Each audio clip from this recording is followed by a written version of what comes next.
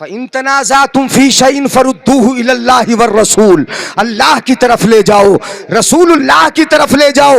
ان کنتم تؤمنون باللہ والیوم الآخر، اگر تم اللہ پر یقین رکھتے ہو اور قیامت کے دن پر ایمان رکھتے ہو تو اپنا فیصلہ یہ پولیس کے حوالے نہیں کرو گے. اپنے فیصلے میں تم اپنے کسی بھائی کا نقصان نہیں چاہو گے.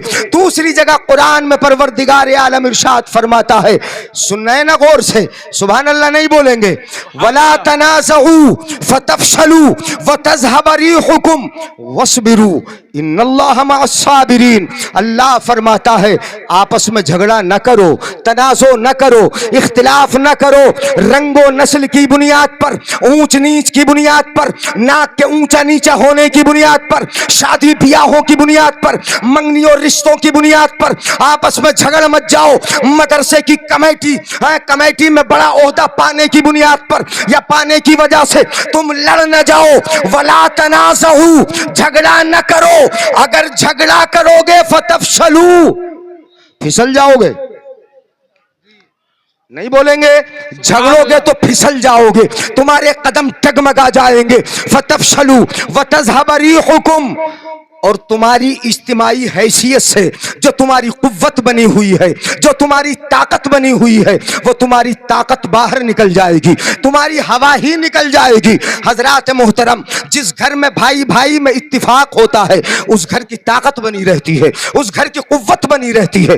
جس بستی والوں میں اتفاق ہوتا ہے اس بستی کی طاقت بنی رہتی ہے. جس برادری میں اتفاق رہتا ہے اس برادری کی طاقت بنی رہتی ہے. جن لوگوں میں اتفاق رہتا ہے، جن کی یونین ایک بنی رہتی ہے، ان میں اتحاد رہتا ہے.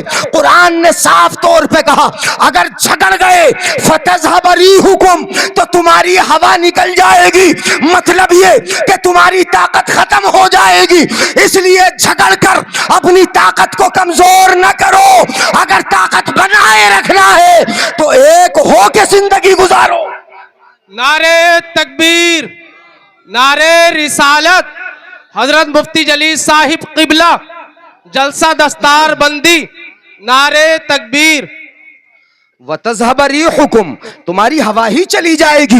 وَاصْبِرُوا، صبر کر لو.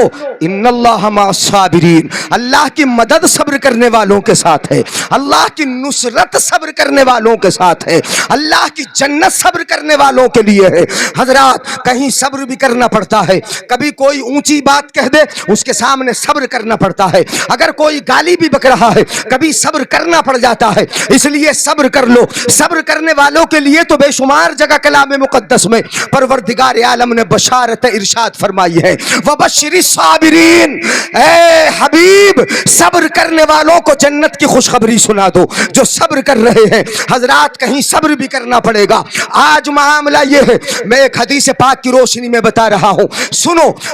جھگڑا کرنے والوں اور جھگڑے کی بنیاد بننے والوں، میرے مسلمان بھائیوں، نبی کے شہزادوں، نبی کے غلاموں، اللہ رب العزت کے پیارے بندوں، یہاں اس مجلس میں آ کر اپنے محبوب کا ذکر سننے والوں، غور سے سنو. میرے آقا ارشاد فرماتے ہیں، تجدون شر الناس یوم القیامہ ذل وجہین. اگر سمجھ میں آئے سبحان اللہ بولیں گے.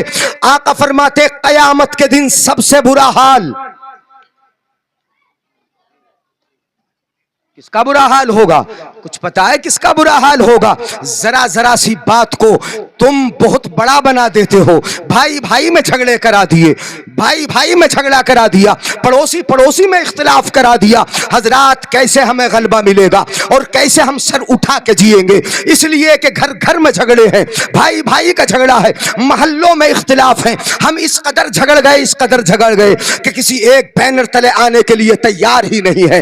حضرات، میرے آقا ارشاد فرماتے ہیں کل قیامت کے دن سب سے زیادہ برا حال، کوئی چاہے گا کہ ہمارا سب سے برا حال ہو؟ ہم ہنگامہ محشر ہوگا، سب کی نظریں اٹھی ہوں گی، برا حال ہوگا، سب دیکھتے ہوں گے. کس کا برا حال ہوگا؟ ذرا سن لو. قیامت کے دن سب سے برا حال کس کا ہوگا؟ آقا فرماتے تجدون شر الناس یوم القیامہ، سب سے برا حال قیامت کے دن ذل وجہین، دو چہرے والوں کا ہوگا. سمجھے؟ دو چہرے والا.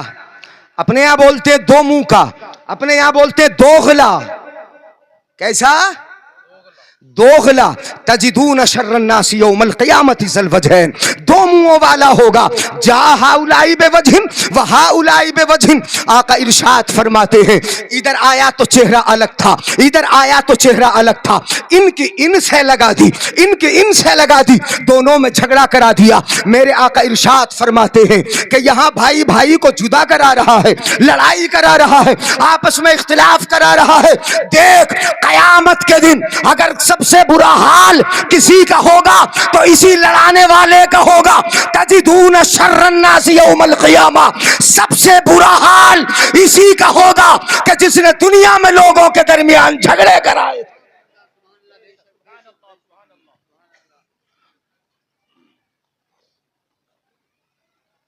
तवज्जो है।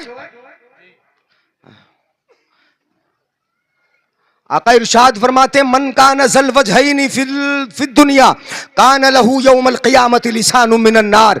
आका इरशाद फरमाते हैं कि जो दुनिया में दोगला बन के रहेगा, दो चेहरों वाला होकर रहेगा, आका इरशाद फरमाते हैं कयामत के दिन उसकी जबान आग की बना दी जाएगी। काय की बनेगी बोलो?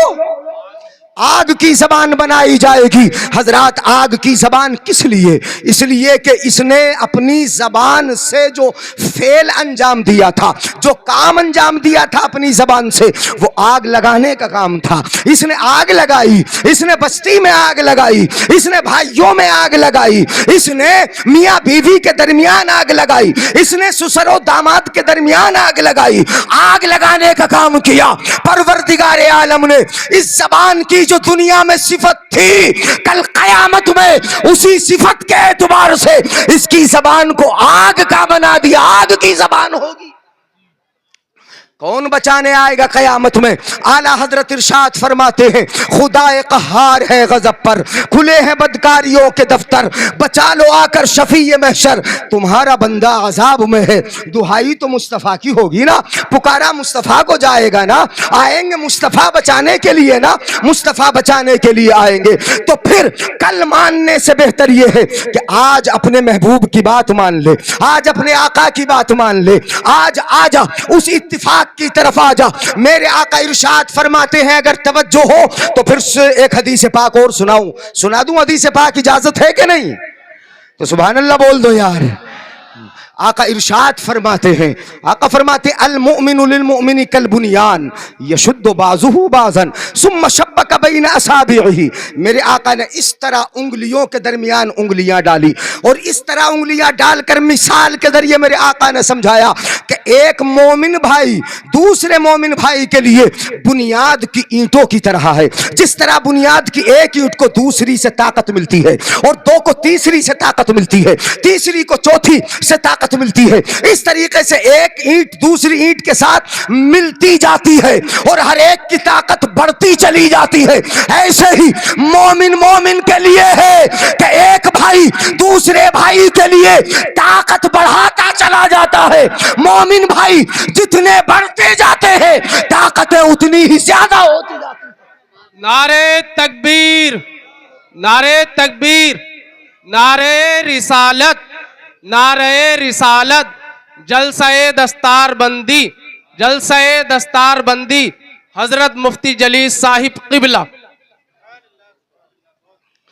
इस तरीके से उंगलियां डालकर उंगलियों में मुस्तफ़ा ने समझाया कि जिस तरीके से अलग अलग उंगली है, एक एक को तोड़ा जा सकता है, मगर जब इस तरीके से जुड़ गई मिल गई तो अब इनको तोड़ा नहीं जा सकता, इनको अलग जल्दी आसानी से जुदा नहीं किया जा सकता। मेरे आका तुम्हें इत्तिफाक की दावत दे रहे हैं, तुम्हें मुत्तहिद होने की दावत दे रहे हैं, तुम्हारे माहौल को अच्छा बना रहे हैं, तुम्हारे घरों के माहौल को अच्छा कर रहे हैं, तुम्हें इज्तिमाई हैसियत से मेरे आका ऐसा कवि बना रहे हैं, ऐसा कवि बना रहे हैं कि मुत्तहिद रहोगे। जिस मैदान में उतरोगे इंशाअल्लाह कामयाबियां तुम्हारे कदम चूमती नजर आएगी। मगर मुंतशिर अगर हो गए, अगर बट गए, ऐसे ही रंगो नस्ल में बट गए, ऐसे ही तुम ऊंच नीच में बट गए, ऐसे ही बिरादरियों में बट गए, ऐसे ही तुम फिरकों में तकसीम हो गए, तो मेरे भाइयों कहीं तुम में ताकत न रहेगी, एक एक करके मारे जाओगे। बुरा तो नहीं लग रहा है? बढ़ाऊं इस उन्वान को आगे, मेरे आका इरशाद फरमाते हैं, एक हदीस पाक और सुनाता हूं आपको। जालिम भी देखते हो आप, मजलूम भी देखते हो आप। कभी कोई जालिम होता है किसी को मारता है, और कोई मजलूम होता है जो पिटता है। कभी किसी की जमीन दबा ली जाती है, कभी किसी की पड़ोसी को सताया जाता है, कभी किसी पड़ोसी की मैंड काटी जाती है, कभी किसी की जमीन पे या दीवार को बढ़ा के चुन लिया जाता है। इस तरीके में एक जालिम होता है, एक मजलूम होता है। मेरे आका इरशाद फरमाते हैं, उनसुर अखाका जालिमन औ मजलूमा। हदीस सुना रहा हूं, समझ में आएगा, सुभान अल्लाह बोलोगे। आका फरमाते हैं कि अपने भाई की मदद कर। मत बोलो सुभान अल्लाह, तकरीर लंबी कर दूंगा। उनसुर अखाका, अपने भाई की मदद कर, जालिमन औ मजलूमा, चाहे वो जालिम हो तब भी मदद कर, और मजलूम हो तब भी मदद कर। मजलूम की मदद तो समझ में आती है, जो पिट रहा है उसकी मदद की जाए ये समझ में आती है, मगर जालिम की मदद कैसे करें? हदीस पाक में फरमाया मेरे आका ने, जालिमन औ मजलूमा, जालिम है तब भी मदद कर, मजलूम है तब भी मदद कर। एक सहाबी खड़े हो गए, अर्ज करने लगे, या रसूल अल्लाह, काल रजुलुन कैफ अंसुरु जालिमन अंसुरुहुम अंसुरु मजलूमन, ये तो समझ में आता है। वह कैफ अंसुरु जालिमन, या रसूल अल्लाह मजलूम की मदद करूं ये तो समझ में आता है। कोई पिट रहा हो बचा लूं समझ में आता है। किसी को गाली बकी जा रही हो जबान दूसरे की बंद कर लूं, मजलूम को बचा लूं समझ में आता है। किसी की जमीन मारी जा रही हो मैं उसको बचा लूं समझ में आता है। मजलूम की मदद करूं समझ में आता है, मगर जालिम की कैसे मदद करूं? जालिम की कैसे मदद करूं? मेरे आका इरशाद फरमाते हैं, मदद जालिम की भी होगी, इस तरह होगी। हजरत ने इशारा दे दिया, मगर हदीस पाक के लफ्ज में बता रहा हूं, फमनाहु मिनज़ जुल्म। आका इरशाद फरमाते हैं, जालिम की मदद ऐसे होगी कि उसको जुल्म से रोक दे, जालिम की मदद हो जाएगी। सुभान अल्लाह, बहुत अच्छा। काहे से रोक दे? जुल्म से रोक दे, जालिम की भी मदद हो जाएगी। ये मत सोचो कि किसी को अगर जुल्म से रोक दिया तो उसकी मदद नहीं है। अगर कोई गड्ढे में गिर रहा हो उसको आप पकड़ लो, अगर गिरेगा तो मर जाएगा। ऐसे ही कोई जालिम जुल्म कर रहा है तो जुल्म की बुनियाद पर वो हद से तजावुज कर रहा है। वो ऐसे ही है जैसे गड्ढे में गिर कर मरने वाला है। आपने जुल्म से रोक लिया तो समझ लो उसको मौत से रोक लिया, उसको मरने से रोक लिया, उसको हद से तजावुज करने से रोक लिया, उसको जुल्म करने से रोक लिया, उसको जहन्नम के गड्ढे में गिरने से आपने रोक लिया। जालिम की मदद जुल्म से रोक कर होगी, और मजलूम की मदद उसको हर बुरी चीज से बचाकर हो जाएगी। बेशक, सुभान अल्लाह, सुभान अल्लाह, बहुत अच्छा, माशाअल्लाह। बात समझ में आ रही भाइयों? और सुनो।